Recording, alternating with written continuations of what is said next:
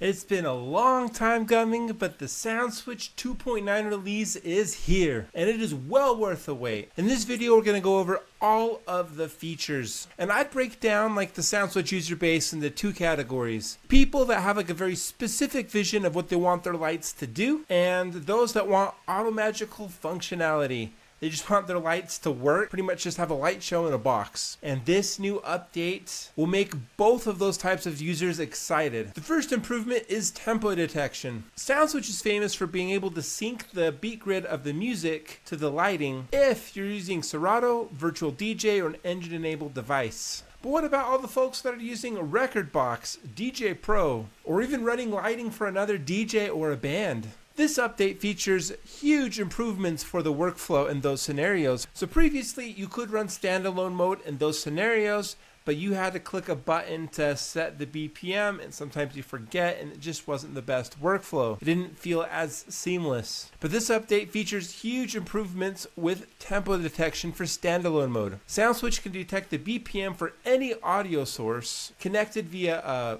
USB interface, software loopback device, or the built-in microphone on your laptop. And yeah, you can just go into settings, and there's an entire new tab dedicated to it. So there's a drop down where you can like choose the device you use. And to be honest, the built-in microphone on the laptop is just not going to work as well as something else. So you can choose which one you want. You can adjust the tempo detection refresh rate. You can adjust the threshold. So this kind of is like the sensitivity for a sound active mode device. You can adjust the BPM detection range to avoid like the comically fast and the obnoxiously slow. So it's not changing the scene so much. And you have a couple of options. You can trigger blackout when it's below the threshold, or you can just pause the auto loop below the threshold. I think both are cool. For me, for wedding DJs where my lighting is kind of lighting up the room during the dance party, I prefer the pause personally. Yeah, so here's a demo. So here's my laptop. I have this external USB microphone, and this is going to be controlling the lighting with my SoundSwitch dongle.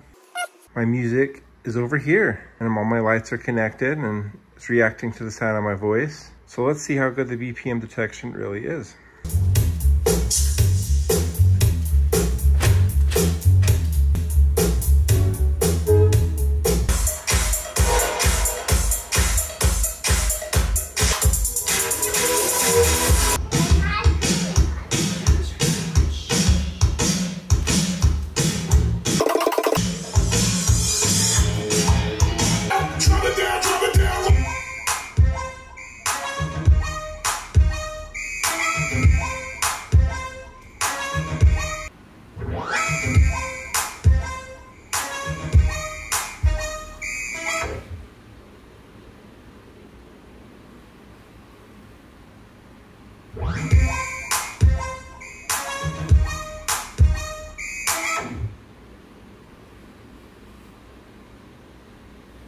So I did pretty good with pre-recorded music. Let's see how it does with live music. Let's play the drums.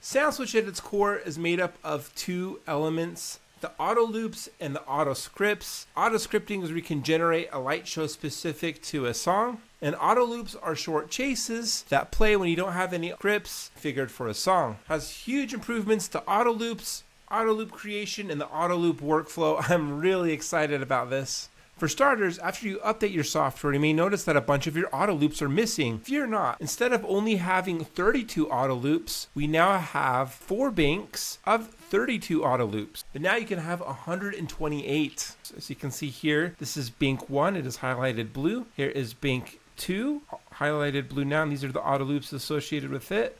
3 and 4.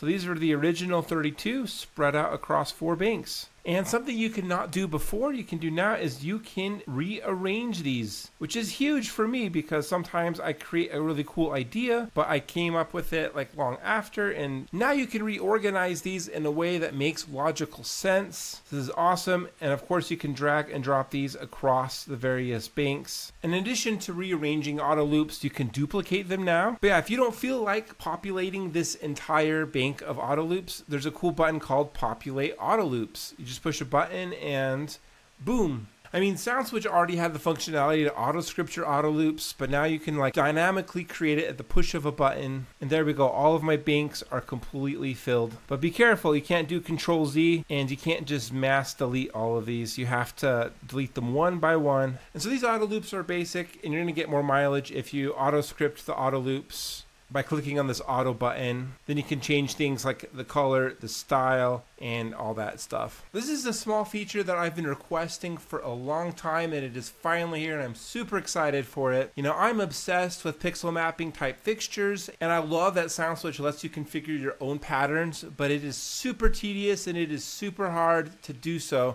Because the workflow prior is you'd create a cool pattern, then if you wanted to copy this pattern to another fixture or to another auto loop, you had to copy it line by line. Alright, that's 5 lines, but see, like, that is tedious even when it's sped up. And I have 16 lines to copy. But now you can do 3-dimensional copies. So you just copy the entire cool pattern and you can just paste it. And what's great about that is like the fixtures don't have to be the same brand. It just works. Like if you have 16 unique addresses for your uplights and you have like this 16 multi-cell pixel bar, you can just copy those patterns back and forth. It is super awesome. This is a huge time saver, so I'm very excited for it. And so that was like kind of a huge limitation with like my SoundSwitch Shortcut, just like a preset template that I make. It's very tedious and time consuming to copy over those patterns. So it really made the most sense for people with the same pixel tubes as me to be buying the shortcut. But now you can have any pixel tube and you can just copy and paste these patterns at ease. Well, I guess it's a little more easy if it has 16 individual zones, like, I don't know, the well sticks or the asteras. But yeah, this is a huge groundbreaking thing for pixel mapping, so I'm very excited. If you're interested in learning more about the SoundSwitch Shortcut, I'll have a link in the description below and another video talking about like the improvements and upgrades I'm making for 2.9 because they are many. So previously, when you had an auto-scripted track, you couldn't play any of your auto loops, even if you like tried to press them. But now you have like more flexibility and more options. So triggering an auto loop over a scripted track will play the auto loop for its duration, then return to the scripted track. And overriding a scripted track will make SoundSwitch use auto loops until the override is disabled. But note that once enabled, this will not take effect until an auto loop has been triggered or a new track loaded to deck. And this toggle button is new, so if it's enabled, you can easily enable and disable the override scripted track option. Now you have more flexibility with repeating your auto loops. So you go to the menu, you have a couple of different repeat options. You have track duration repeat, meaning the auto loop that you have selected will repeat until you choose a new track, or the infinite auto loop, meaning it'll play that auto loop until you tell it to disengage. And I think this is really cool because I know a lot of people don't like their colors or their animations to change all that much. So this is a great option. For me, I like to do slow fades for slow songs, which, you know, as a wedding DJ, there's going to be some slow songs. So I think this track duration thing is awesome, and so I don't have to explicitly turn it off at the end of the track. So this is going to be awesome for me. I'm excited. And then there's a few other really nice enhancements to the UI. So there's this new drop down here, and you can choose your source. So you have your DJ software. For me, of course, it's Virtual DJ, and you could just easily change that in there. Engine DJ or Serato DJ. You can do MIDI BPM detection, and you can turn that on and off, and then it will show you the BPM right here, which is really nice. And then you have Ableton Link, like if you don't want BPM detection and you just want it to do auto loops, that is what you can do. And what's really cool too is that in the auto loop section, you can see which bank is playing on auto loop, and you can see how far along the auto loop has been played. So you get this real-time feedback, so that is really cool. Of course, you choose a different auto loop, it's gonna start the feedback. Choose one here. And of course, you can choose the next auto loop button. It's choosing one from this bank is playing this one. So yeah, very cool functionality. So one of the big troubleshooting things that people have with SoundSwitch is making sure that their hardware is connected, their dongle or their Control 1. And before you had to go to the settings and go to this hardware tab and look at this. But now it makes it pretty easy. As you can see here on my demo computer in my office, I'm not connected to anything. Do I have one? I do not have one. But once I do, it'll be green. Probably can do like a B-roll. So in summary, we're getting some huge improvements for the performance as well as programming and preparing for the performance. I'm really excited about this tempo detection. I think that'll be huge when working with other DJs and having the music be from a separate source. And we're getting some really nice quality of life features, and more auto loops means more creativity, meaning our Lightshow can stay fresher, longer. So yeah, I'm really excited about this release. I think that there's a long list of other features that we're wanting to see from SoundSwitch, but after this release, I'm confident that we are going to get them. We just have to be patient. There's a lot of new solutions coming out there that offer like auto magical functionality, like the Chauvet ILS, the Ape Labs Musik Mode, and Lightshow, Maestro DMX. They kind of just abstract the programming altogether, or even Wolfmix. I think auto magical functionality is cool, but I still love the ability to program things the way I want them, and I think that is really where the magic in SoundSwitch lies, that a lot of those other solutions don't, and I think it's tricky to have a solution that appeases to both people. But overall, I'm very happy with this release. What are your thoughts? Let me know it down in the comments below, and please smash like and subscribe, and I'll see you in the next video.